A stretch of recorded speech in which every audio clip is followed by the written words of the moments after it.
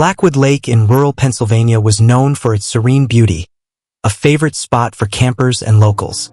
But beneath the surface of that quiet lake lay a dark legend that many chose to ignore. It was said that decades ago, a young girl named Emily drowned there under mysterious circumstances. Her body never recovered. Some claimed her spirit still haunted the lake, looking for someone to take her place beneath the waters. Jacob and his friends had heard the stories, but they laughed them off as just small-town superstition. They were in the mood for adventure, and Blackwood Lake seemed like the perfect weekend escape. Arriving late in the afternoon, they set up camp by the shore, the water reflecting the orange hues of the setting sun. As the night fell, the group dared each other to take a midnight swim, despite the eerie quiet that had settled over the lake. Jacob was the first to strip down and wade into the cool water. The others followed, laughing nervously as they splashed around. But something about the water didn't feel right to Jacob. It was too cold, too still, as if the lake was holding its breath. As he swam farther out, something brushed against his leg. He jerked away, thinking it was just some weeds, but then he felt it again, this time stronger, like fingers grazing his skin. His heart pounded in his chest, but he tried to shake off the fear. "It's just in your head," he told himself. But then he saw her, a pale figure, just beneath the surface, floating motionless.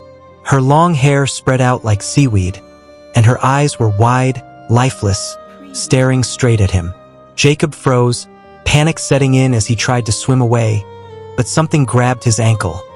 A cold, clammy hand that pulled him down. He thrashed, his screams muffled by the water as he was dragged deeper into the lake. His friends stood on the shore, laughing, unaware of the horror unfolding before them.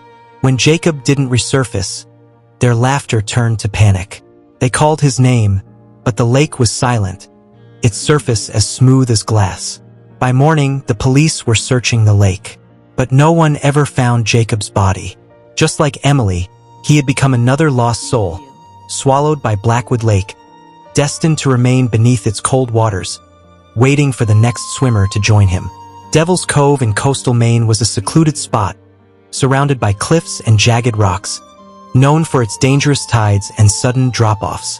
Locals avoided the cove, saying it was cursed, that anyone who swam there would be pulled under by the silent swimmer, a mysterious figure that lurked beneath the waves. Lana had grown up hearing these stories, but dismissed them as old wives' tales meant to keep people from swimming in the treacherous waters. She was an experienced swimmer and prided herself on being able to handle any challenge. So when she and her boyfriend Ryan went camping near Devil's Cove, she insisted on swimming in the infamous waters, despite his protests. "Don't worry," she said with a grin, diving into the icy water. "I'll be fine." The water was colder than she expected, and as she swam out, she felt a strange heaviness in her limbs, as if the water itself was trying to drag her down. She shook off the feeling and kept going, pushing herself to reach the center of the cove where the cliffs loomed above her. But then, as she treaded water, she felt something brush past her leg. Lana stopped, her heart pounding. The water was clear, but she couldn't see anything beneath her. And yet, the feeling persisted, a soft, dragging sensation, like fingers tracing her skin. She looked back toward the shore, but Ryan was too far away to see the panic in her eyes. Before she could react, a hand grabbed her ankle, cold, clammy, and impossibly strong. She screamed, but the sound was swallowed by the waves as she was yanked beneath the surface. The water around her was dark, and in the fading light, she saw him, the silent swimmer. His face was pale, his eyes empty, and his mouth hung open as if frozen in a scream. His grip tightened around her leg, pulling her deeper into the icy depths. No matter how hard she struggled, she couldn't break free. Just as her vision began to blur, his face twisted into a grin. Terrible, knowing smile. Lana's body was found washed up on the shore 2 days later. Ryan had told the police about the legend, about the silent swimmer, but they chalked her death up to an accidental drowning, just another victim of the dangerous tides. But the locals knew better. Devil's Cove had claimed another soul. Whispering River, a winding waterway that cut through the woods of northern Michigan, was known for its serene beauty. But there was one spot along the river that locals avoided, a deep bend where the water was unnaturally dark and cold, known as the Phantom Pool. Legend had it that a swimmer had drowned there years ago, and ever since, anyone who swam in that part of the river claimed to feel a presence in the water, a cold touch that pulled them down. Ben and his friends were out on a road trip when they stumbled upon the river. It was a hot summer day, and the cool water was too tempting to resist. Ignoring the warnings of the old man they had passed on the road, they decided to swim, even venturing toward the Phantom Pool. Ben was the first to jump in, the cool water instantly refreshing in the humid heat. His friends joined him, splashing and laughing as they swam toward the deeper part of the river. But as they neared the Phantom Pool, the water grew colder, and the current seemed to slow. Ben felt a strange heaviness in his chest, a feeling of dread he couldn't shake. Something was wrong. He stopped swimming, treading water as his friends moved ahead, but they didn't notice his hesitation. Then something touched his foot. It wasn't the gentle brush of a fish or seaweed. It was a hand, cold and firm, gripping his ankle. Ben gasped, kicking wildly to free himself, but the hand tightened, pulling him down. The water was suddenly so dark, so cold, and as he thrashed, he caught a glimpse of a face beneath the surface. A pale, expressionless face with dead eyes staring up at him. Ben tried to scream, but the water filled his lungs as the hand dragged him deeper. He fought, his vision blurring, but the grip was too strong. Just as he thought he was going to drown, the face smiled. A slow, chilling grin that sent a wave of terror through him. When Ben finally broke the surface, gasping for air, his friends were still laughing, oblivious to the horror he had just experienced. He swam back to shore, shaking, but he couldn't shake the feeling that something had followed him. Something still watched him from the depths of the river. That night, as they sat around the campfire, Ben felt a chill in the air. The river, usually calm and quiet, seemed to whisper, the water rippling in a way that felt unnatural. And when he looked back toward the Phantom Pool, he saw it. A figure standing just beneath the surface, watching him with dead, unblinking eyes. In the heart of Vermont's dense forests lay Echo Lake, a remote body of water that locals said was cursed. Once a popular destination for summer vacationers, the lake had gained notoriety after a series of unexplained drownings. The stories were always the same: strong swimmers, mysteriously dragged under in calm waters. Some said it was a curse from an old witch who drowned there centuries ago, her spirit seeking vengeance. Chloe, Ethan, and their two friends had heard the rumors but brushed them off. They were staying at a rented cabin near the lake and wanted to enjoy their last weekend of summer. Despite the lake's eerie reputation, they planned a day of swimming, laughing off the warnings from the elderly owner of the cabin. "It's just a story to keep people away," Ethan said, diving into the water first. Chloe followed him, the cold water immediately refreshing in the summer heat. The group played around, splashing and racing each other across the lake, the cursed legend far from their minds. But as the afternoon wore on, Chloe started to feel uneasy. The lake was too still, and the air felt thick with tension. The sun dipped behind the trees, casting long shadows across the water, and suddenly, it felt colder, much colder. "Guys, I think we should head back," she called, her voice shaky. The others groaned, but they agreed and started swimming toward the shore. That's when it happened. Ethan stopped, thrashing in the water, his face twisted in panic. "Something's got me," he screamed, clawing at the water as if fighting against an invisible force. The others swam toward him, but he was pulled under before they could reach him. Chloe's heart pounded as she dove down, frantically searching for him, but the water was too dark, too deep. Then she felt it. A cold, bony hand wrapped around her ankle, pulling her down with terrifying force. She screamed, kicking wildly as she struggled to break free. For a brief moment, she caught sight of something just below her. A pale, sunken face with hollow eyes staring up at her. The air left her lungs in a silent scream as the grip tightened. Suddenly, the hand released her, and Chloe shot to the surface, gasping for air. The others had managed to pull Ethan ashore, but he was pale, shivering, his eyes wide with fear. He whispered only one thing before they fled the lake for good. "She's still there, the drowning man of Hollow Creek." Hollow Creek in the rural Appalachian Mountains of West Virginia was known for its crystal-clear waters and peaceful surroundings. But hidden within its beauty was a sinister legend. The drowning man, they called him. A ghostly figure said to haunt the waters, pulling unsuspecting swimmers to their deaths. It was late fall, and Noah and his girlfriend Sarah had rented a cabin near Hollow Creek for a weekend getaway. They were warned by locals to stay out of the water, especially after dark. But the couple, eager for an adventure, decided to ignore the warnings. Hollow Creek looked calm and inviting, and they couldn't resist a swim. "It's probably just a local ghost story," Sarah said, stripping down to her swimsuit. Noah smiled, following her into the water, the cold temperature sending a jolt through his body. The water was darker than it looked from the shore, the depths seemingly endless. As they swam, Noah noticed something strange. No matter how hard he swam, the shore seemed to get farther away, not closer. And then he saw it. A shadow in the water moving slowly towards Sarah. At first, he thought it was just a trick of the light, but then he saw the hand.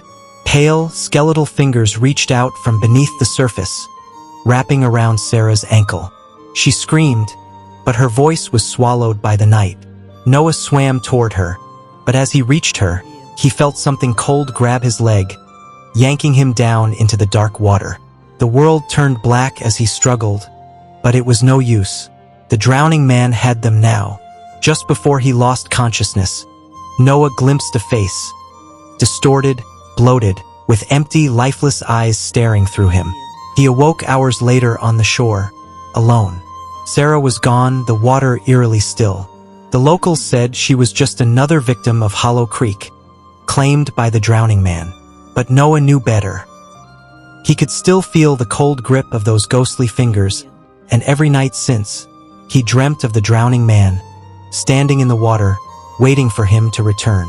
Deep in the swamps of Louisiana lay Deadwater Bayou, a place steeped in folklore and fear. The murky, brackish water hid all manner of creatures, but the one everyone feared most was the Swamp Thing. A monstrous figure, part man, part beast, said to roam the bayou at night, pulling anyone foolish enough to swim into its grasp. Jackson and his friends were thrill seekers, always looking for the next big scare. So when they heard about the Swamp Thing, they decided to test their luck. Deadwater Bayou was as good a place as any for a late-night dare, and they were eager to prove the legend wrong. They arrived at the bayou just as the sun dipped below the horizon. The air was thick with humidity, and the swamp was alive with the sounds of croaking frogs and buzzing insects.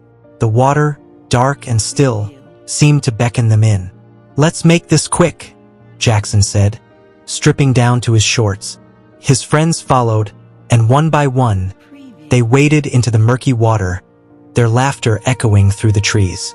But the deeper they went, the quieter the swamp became. The sounds of the wildlife faded, replaced by an oppressive silence that hung in the air like a thick fog. The water was cold, colder than it should have been, and something about the way it clung to their skin felt wrong. Suddenly, one of Jackson's friends, Luke, let out a yelp, his face contorted in fear. "Something touched me," he shouted, frantically splashing as if trying to shake something off. The others laughed, thinking he was trying to scare them, but then Jackson felt it too. A hand, slimy and cold, brushed against his leg, followed by another, stronger grip that wrapped around his ankle. Jackson's heart raced as he kicked out, trying to free himself, but it only tightened, pulling him deeper into the bayou. Out of the corner of his eye, he saw it, the Swamp Thing, rising from the water, its body covered in moss and slime, its eyes glowing a sickly yellow in the darkness. It let out a low, guttural growl as it dragged Luke beneath the water. Jackson screamed, swimming toward the shore as fast as he could, but the water seemed to slow him down. He glanced back once, just in time to see his friends disappear beneath the surface, the Swamp Thing looming over them, its twisted form barely visible in the murky water. He reached the shore, gasping for breath. But when he turned around, the bayou was silent once again. There was no sign of his friends, no ripples in the water, just the still, dark surface of Deadwater Bayou, hiding whatever horrors lurked beneath. Jackson never returned to the bayou, but every night, he could still hear the growl of the swamp thing in his nightmares, and the cold, slimy touch of those hands still haunted his every step. In the quiet town of Springfield, Ohio, there was an abandoned mansion that had long been the subject of ghost stories and whispered legends. But what terrified the locals most wasn't the creaky old house itself. It was the large, murky pool in the back. It was called the Sinking Pool, a name passed down for generations, and no one who entered its waters had ever come out alive. Lena and her brother Sam moved to Springfield after their parents inherited the old mansion. The family had heard the tales, but they were city folk, not easily scared by small-town ghost stories. Still, when Lena first saw the pool, its black, glassy surface surrounded by dead trees, she felt an icy chill run down her spine. "Stay out of that pool," their new neighbor warned. "It's hungry, takes people." Of course, Sam laughed it off, eager to show how fearless he was. One hot afternoon, while their parents were out, he dared Lena to join him in swimming. Despite her protests, Sam jumped in first, the splash breaking the pool's eerie stillness. Lena hesitated, watching as Sam swam effortlessly. But after a few moments, something felt wrong. The water around him started to swirl, and before he could react, he was being dragged down. His screams were muffled as he thrashed, the pool pulling him under with a force no normal water could possess. Lena's heart raced as she ran to the edge, screaming for her brother, but he disappeared beneath the surface. The water stilled, as if nothing had happened. Desperate, she dove in after him, the cold enveloping her like a vice. She reached into the darkness, her hands frantically searching for him, and then she felt it. A hand, Sam's hand, but it wasn't pulling her up, it was dragging her deeper. Her brother's face emerged in the gloom below, but something was horribly wrong. His eyes were empty, his skin pale and bloated, like something that had been underwater for years. "Join me, Lena," he whispered, his voice hollow and unnatural. She screamed and kicked away, swimming back to the surface with every ounce of strength she had left. When she broke through, gasping for air, she clambered out, collapsing on the ground. The pool was still again, dark and silent. Sam was never found, and the pool remained as it always had, still, waiting, hungry. Crystal Springs, Maine, was famous for its pristine, clear waters and picturesque surroundings. The town thrived on summer tourism, with visitors flocking to swim in the natural springs and enjoy the tranquility.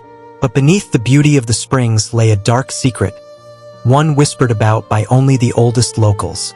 It was said that a woman had once drowned there under mysterious circumstances.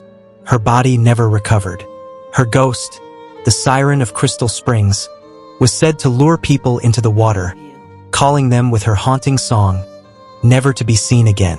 Kayla and her friends had rented a cabin near Crystal Springs for a summer getaway, eager to escape the stress of work and life. They had heard the stories, but like most tourists, they shrugged them off as nothing more than local folklore designed to scare outsiders. On their second night there, after a day of swimming and exploring, Kayla woke in the middle of the night to a strange sound. A soft, melodic humming floated through the air, carried by the wind. Curious and unable to shake the pull she felt, Kayla left the cabin and followed the sound down to the springs. The water shimmered under the moonlight, and Kayla felt herself drawn toward it. She stepped closer, the humming growing louder, more beautiful, almost hypnotic. Without realizing it, she waded into the water, the cold barely registering on her skin. Suddenly, something brushed against her leg, a soft, delicate touch. Kayla froze, her heart pounding as she looked down into the crystal-clear water. A figure floated just beneath the surface, a woman with flowing dark hair and pale skin, her eyes glowing faintly in the dark. The siren smiled at her, lips curling in a way that was both inviting and sinister. Kayla couldn't move, couldn't look away as the woman reached up, her hand breaking the surface of the water. Her fingers wrapped around Kayla's ankle, pulling her down with an unnatural strength. Kayla's scream was swallowed by the water as she was dragged under. The last thing she saw before the darkness took her was the siren's eyes, filled with an ancient hunger. Her friends found her the next morning, floating in the water, her lifeless body eerily calm in the peaceful spring. The townspeople knew what had happened. They had seen it before, but they said nothing. After all, the siren always took her due. Red Creek, New Mexico, was an oasis in the middle of the desert. A small, hidden river where locals went to cool off during the hot summer months. But the deeper parts of Red Creek were avoided, rumored to be haunted by the forgotten swimmers, spirits of those who had drowned in its waters over the centuries. Jackson had grown up hearing the stories from his grandmother, but he never believed them. Ghosts, spirits, none of that was real. So when his group of friends suggested swimming in Red Creek after dark, he agreed without hesitation, eager for a little adventure. They arrived at the creek just as the last rays of the sun disappeared behind the horizon. The water was cool and inviting, and despite the darkness, Jackson felt an adrenaline-fueled excitement. They laughed and swam for what felt like hours, splashing and challenging each other to swim to the deeper part of the creek, where the current grew stronger. But then, as Jackson swam ahead of the others, something changed. The air around him grew cold, and the water seemed to pulse, pulling at him in strange ways. He turned back to his friends, only to find that they were much farther away than they had been just moments before. Suddenly, hands, cold, wet hands, grabbed his legs. He kicked wildly, panic setting in as he struggled to stay afloat.